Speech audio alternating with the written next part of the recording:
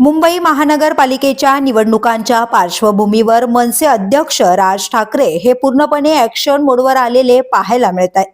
मनसे अध्यक्ष राज ठाकरे यांनी आज पूर्व उपनगराचा दौरा केला। भांडूपमधील शाखा क्रमांक 109 व शाखा क्रमांक 113 या दोन्ही शाखांचे उद्घाटन राज ठाकरे यांच्या हस्ते फीत कापून करण्यात आले।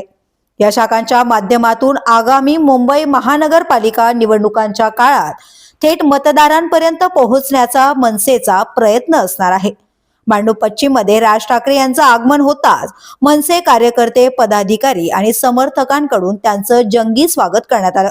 स्वागतावेळी महिला कार्यकर्त्यांकडून राज ठाकरे यांचं औक्षण देखील करण्यात आलं।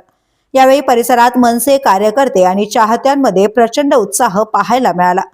या शाखा उद्घाटनांच्या माध्यमातून पालिका निवडणुकांच्या पार्श्वभूमीवर मनसेने तयारीला वेग दिल्याचं चित्र स्पष्टपणे दिसून आलं। हा संपूर्ण व्हिडिओ पाहण्यासाठी आमच्या शहर मुंबई YouTube चॅनलला अवश्य भेट द्या।